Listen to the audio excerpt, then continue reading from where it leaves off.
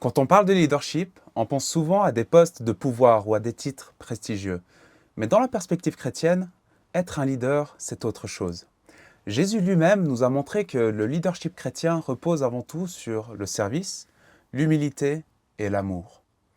Alors, qu'est-ce que ça veut dire concrètement d'être un leader chrétien dans notre cercle d'amis?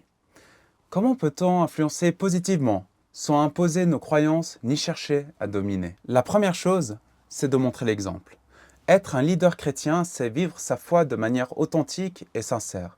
Il n'est pas question d'être parfait, mais simplement de laisser la foi influencer nos choix, nos réactions et la façon dont on traite les autres. Quand nos amis voient en nous quelqu'un qui agit avec intégrité, qui pardonne, qui est généreux et qui écoute, en fait, ils sont naturellement attirés par ce qu'on incarne. C'est ce que Paul nous dit en 1 Corinthiens chapitre 11, verset 1. « Soyez mes imitateurs, comme je le suis moi-même en Christ. » Ensuite, un leader chrétien est avant tout un serviteur.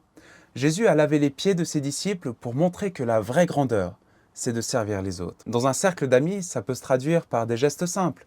Être là pour soutenir quelqu'un qui traverse un moment difficile, offrir son temps et une oreille attentive sans rien attendre en retour.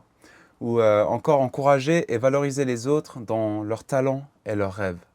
Un leader chrétien est quelqu'un qui aide les autres à grandir, autant sur le plan personnel que spirituel. Être un leader chrétien, c'est aussi savoir parler de sa foi, mais avec amour et respect. Et on sait parler de la religion, ça peut parfois paraître intrusif ou même déplacé.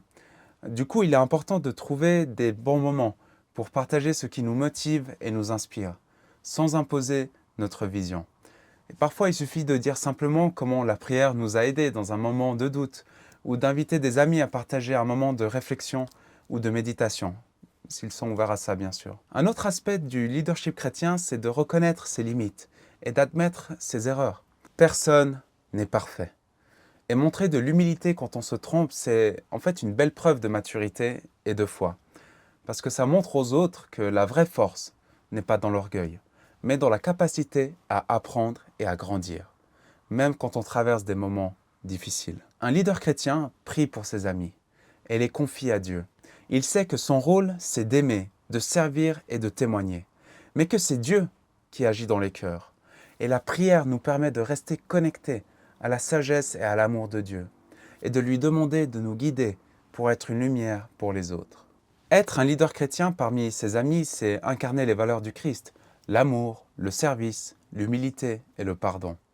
C'est marcher aux côtés des autres, non pas pour leur dire quoi faire, mais pour leur montrer, à travers notre propre vie, ce que ça veut dire de vivre en Dieu. Merci d'avoir pris ces moments avec moi.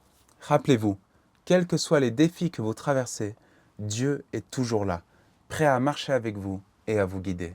Prenez soin de vous et que la paix de Dieu vous accompagne toujours.